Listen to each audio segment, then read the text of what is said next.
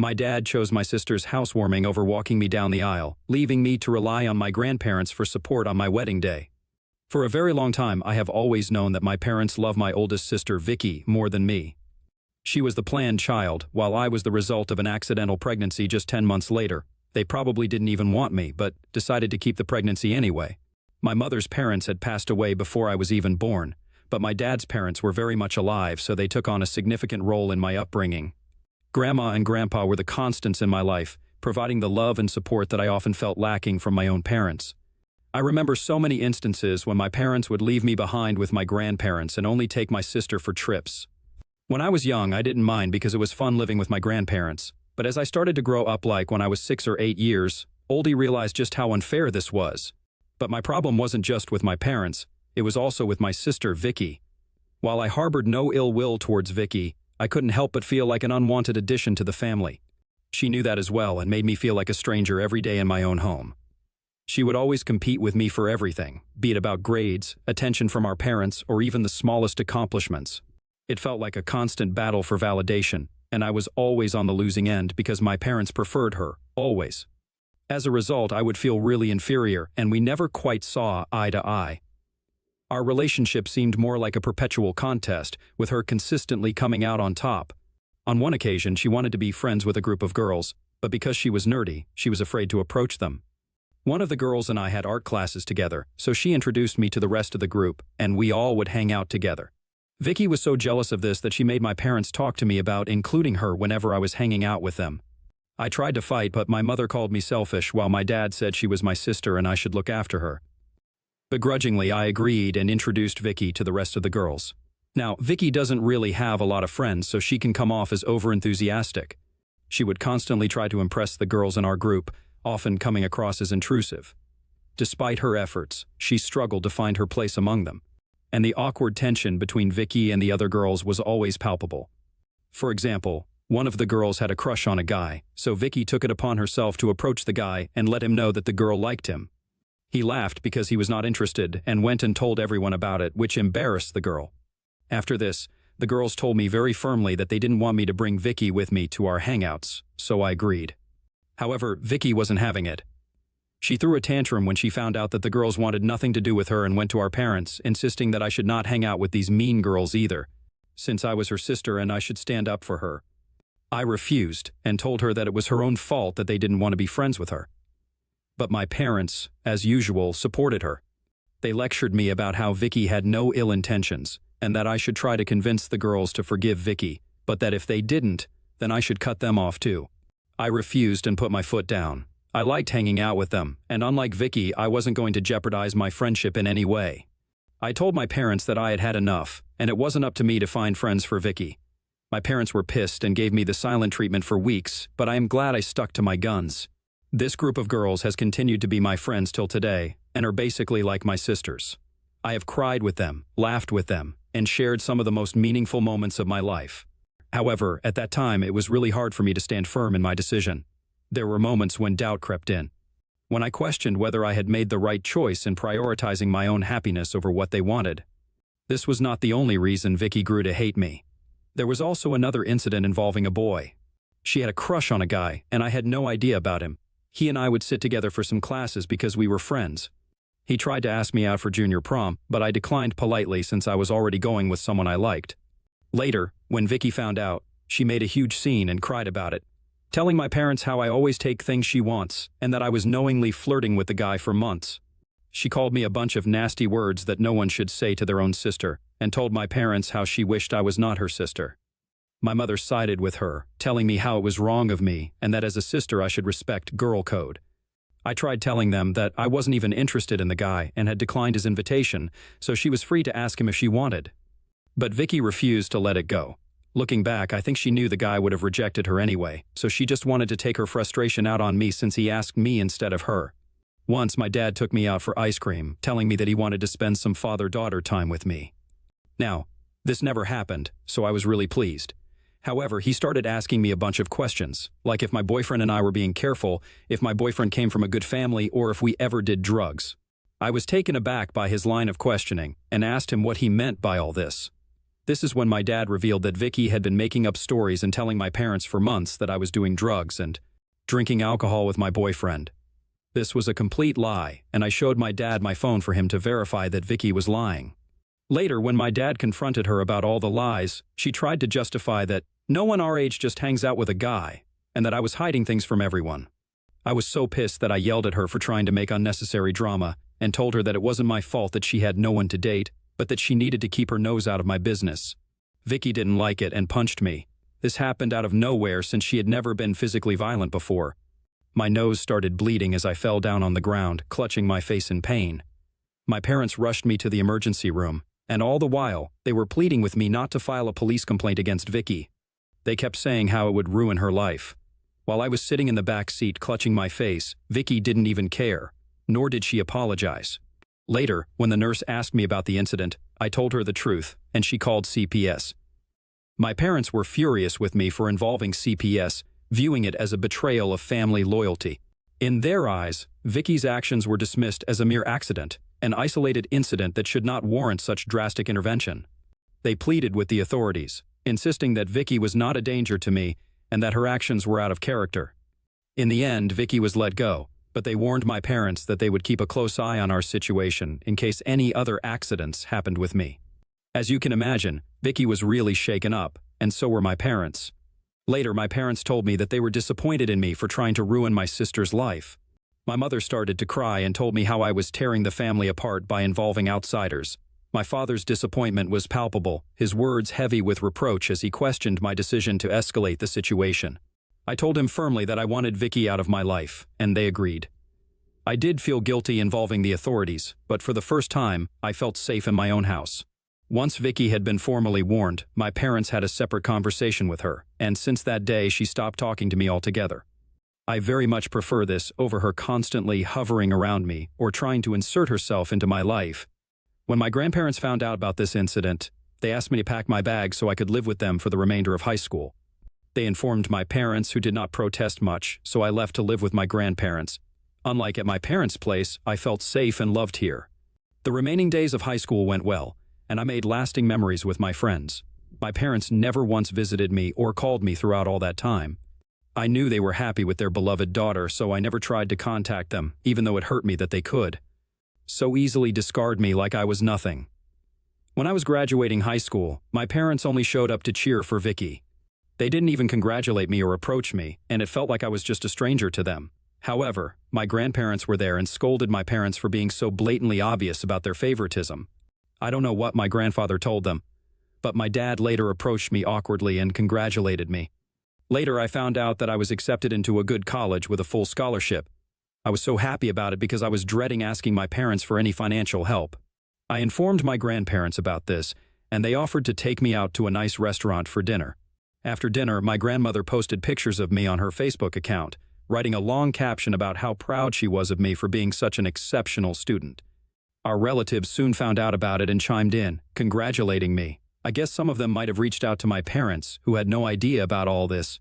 Instead of feeling happy about it, my mother called to tell me the next day that Vicky had locked herself in her room crying because she had not been accepted yet by any college, and that I was knowingly trying to make my sister feel bad about her grades by talking to all our relatives.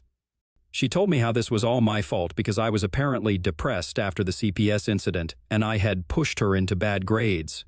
I was so unbelievably heartbroken that my own mother could blame me for such a thing that it was the last time I ever talked with her for a very long time. My grandparents helped me move into my college dorm. Due to my high school boyfriend's college being far away from me, we had broken up. So I went into college single and ready to embrace the next chapter of my life with newfound independence and determination. The breakup had been difficult, but I was excited to meet new people. This is where I met Rob. He and I were both freshmen, and we both spent half of our days in the library. Rob was unlike anyone I had ever met before. His quiet demeanor and studious nature mirrored my own, and we quickly found common ground in our shared love for academia. As the weeks turned into months, our friendship blossomed into something deeper, and I realized that I had developed feelings for Rob that went beyond mere friendship. Being an extrovert, I was quite upfront about my feelings for Rob, and I was surprised to know that he felt the same way. We started going out and have been going strong for 8 years. My grandparents have met Rob, and they absolutely adore him. I have met Rob's parents, who literally treat me like their own daughter. On occasion, Rob's mother has even confessed to me how she has always wanted a daughter, so she is glad that Rob met a wonderful person like me. To be honest, this is the first time I have been surrounded by family members who like me and don't actually resent me. I have told Rob stories of my childhood growing up, and he listens to me with empathy and understanding. Throughout these last 8 years, my parents have hardly contacted me, except to send me an occasional birthday text if they remembered, but that is it. Recently, Rob and I got engaged. He proposed to me while we were trekking to our usual spot to watch the sunrise, and it was a dreamy proposal. It was so sweet how nervous he was to pop the question to me, and I had no doubts in my mind when I accepted the proposal. I posted pictures of my engagement on my Instagram and also informed my grandparents about this. They were so happy for me and congratulated us on our future. I guess the news must have spread because my parents called me out of the blue to congratulate me as well. I thought it was just a casual conversation since we had not talked for years.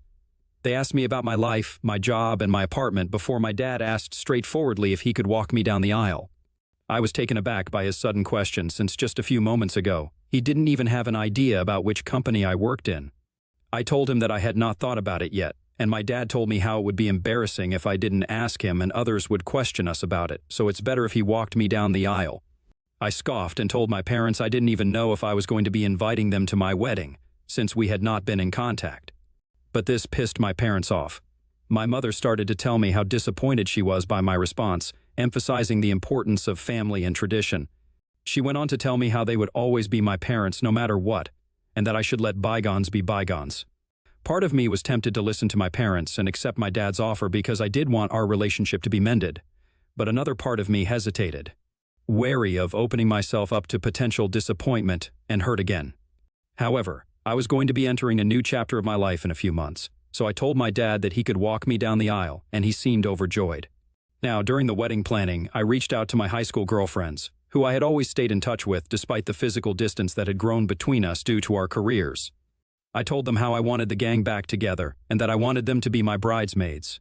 There were a lot of happy tears and congratulations, and without hesitation, they accepted my invitation to be part of my bridal party, embracing the opportunity to reunite and celebrate this milestone in our lives together. We all planned to go to Vegas to celebrate my bachelorette party, while Rob had a separate bachelor party with his friends as well. My friends and I posted a bunch of pictures from the party, and overall everyone had a lot of fun. However, when I came back home, my parents called me to let me know how disappointed they were that I had not invited Vicky to be a part of the celebration. I told them that there was no way that I would have involved Vicky in my bachelorette party and that I didn't want her to be a part of my life. This took my parents by surprise, and they asked me what I meant, so I clarified that Vicky's actions, particularly her history of deceit and betrayal, had left me deeply wounded and mistrustful of her intentions. I couldn't fathom inviting her to such an intimate and joyous occasion as my bachelorette party, knowing that her presence would only cast a shadow over the festivities. I also informed my parents that this was also why she was not invited to my wedding. Hearing this, my parents lost it.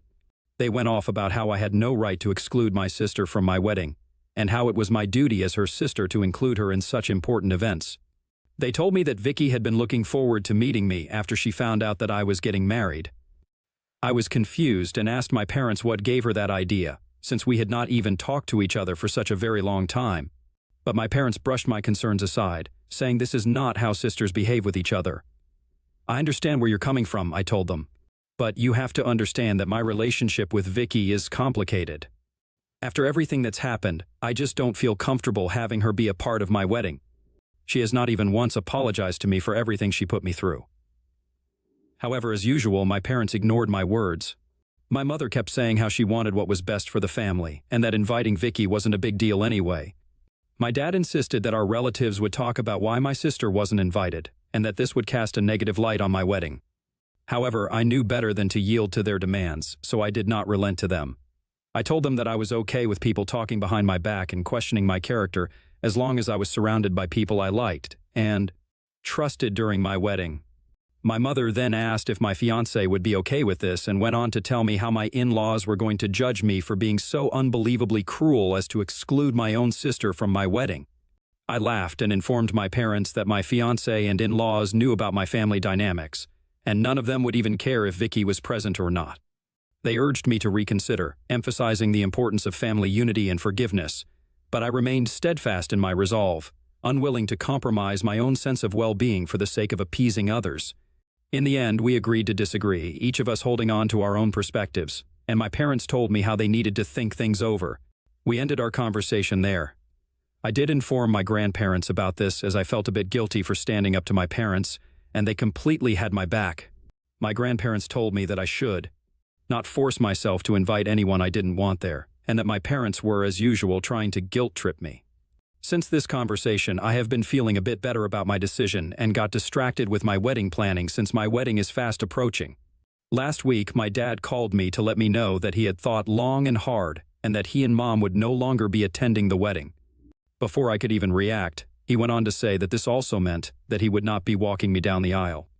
I asked him if there was a specific reason why, and he informed me that Vicky was going to be moving to a new place soon, which my parents had helped her find, and since I was going to be excluding her from the wedding, she had decided to host a housewarming party that same day. So they would be attending that instead of my wedding. I felt a mix of shock and disbelief wash over me as I processed my father's words. The realization that my own sister's housewarming party took precedence over my wedding was a bitter pill to swallow, exacerbating the sense of hurt and betrayal that I had always felt for years. I simply told him that I understood and hung up the call. Although I tried to act brave in front of my dad, deep down, the pain of rejection cut deeper than words could express. When I informed Rob, he was furious about how insensitive my parents could be after they were the ones who had insisted on being invited. He was the one who gave me the idea that I should ask my grandfather, since he and Grandma were basically there in my life more than my parents. I agreed, so I called up my grandparents and asked them if they would be willing to walk me down the aisle at my wedding. Tears welled up in my eyes as I spoke, overcome with emotion at the thought of how much they meant to me. "You and Grandpa have always been there for me," I said, my voice choked with emotion. "You've been more than just grandparents to me. You've been like parents, and I can't imagine anyone else I'd rather have by my side on my wedding day."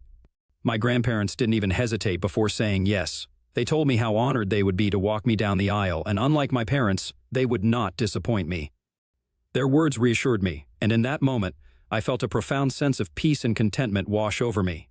With my grandparents by my side, I knew that I had a family who loved me unconditionally and accepted me for who I was, flaws and all. I also talked to my in-laws about this, and Rob's parents assured me that they did not care if my parents didn't attend, and that regardless of their attendance, they were delighted to witness and support our union.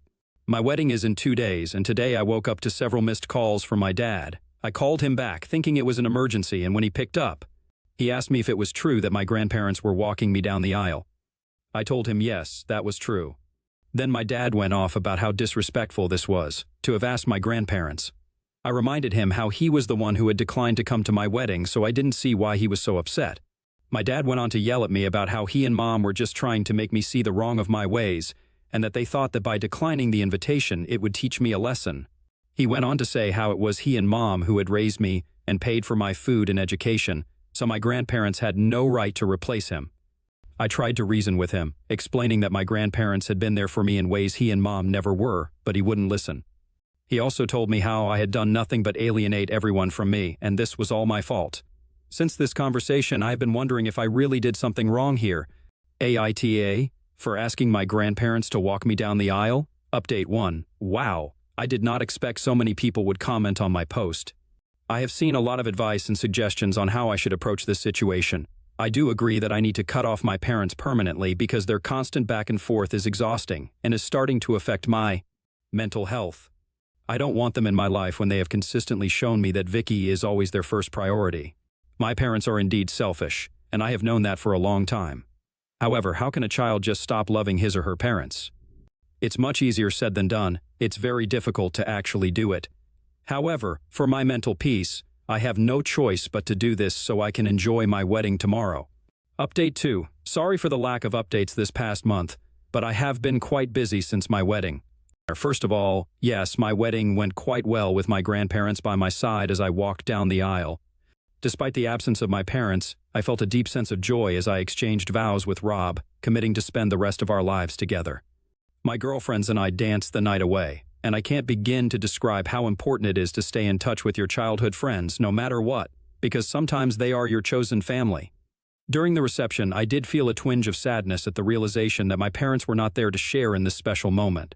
especially as I watched Rob's parents and cousins giving speeches to him. However, I took solace in the knowledge that I had made the right decision for myself, prioritizing my own well-being and happiness. Some of my girlfriends gave speeches, sharing memories of our experiences and the bond that had carried us through both good times and bad. In the days following the wedding, Rob and I went for our honeymoon, which his parents had paid for as a wedding gift. I spent all my days just lazing around, enjoying myself with my husband. I feel so giddy every time I look at Rob and realize that he is married to me now. As I had mentioned earlier, I did cut off my parents by blocking them from everywhere. I didn't bother sending them an explanation because, very frankly, they don't even deserve one. I have no idea whether Vicky actually had a housewarming that day, or if it was just an excuse for my parents to not attend my wedding, but at this point, I don't care. I wish nothing but the best to them and their beloved daughter. Update 3, so I was not going to update anything further since my last update, but something unexpected happened, and I thought you all deserved to know. I haven't checked my email in the past month because I was busy with my wedding and honeymoon, but today, as I was sorting through the emails, I found an email from Vicky. I don't even know how she found out my email address, and I was completely taken aback. I hesitated over whether to open her email or simply delete it unread, but curiosity got the better of me, so I clicked on the email. Inside was a lengthy message from Vicky expressing her regret over our strained relationship and her desire to reconcile. She acknowledged the mistakes she had made in the past, admitting that she had been selfish and immature. Vicky apologized for the pain she had caused me over the years and expressed a genuine desire to make amends. She went on to write how she feels happy for me now that I'm married and that she wishes me nothing but the best. She ended the email pleading that I should not punish my parents by cutting them off and that they missed me. Reading her words, I felt a mix of emotion, surprise, skepticism. Part of me wants to believe that Vicky has truly changed, that she is sincere in her apology and willing to work towards repairing our relationship. But another part of me remains guarded, because this seems too good to be true. However, regardless of what she has written, I know for sure my parents don't miss me, because if they had, they would not have treated me this way all these years. I thought about sending a reply back to her, but then I decided against it. After all, forgiveness isn't something to be rushed. It is a process that requires time and reflection. And while I am not sure if I'm ready to forgive Vicky, I don't want to completely burn the bridge either, since she is the one who has apologized to me for her actions. To be honest, after my marriage, I no longer feel alone. I have learned to recognize that I have my loving husband by my side, supportive friends, and the unwavering love of my grandparents. And with their support, I know that I can navigate whatever challenges lie ahead without ever needing Vicky or my parents in my life. I have also looked into it and have found a good therapist with whom I have booked my first appointment. I have taken this step so I can address and resolve any wounds from my past and heal from them.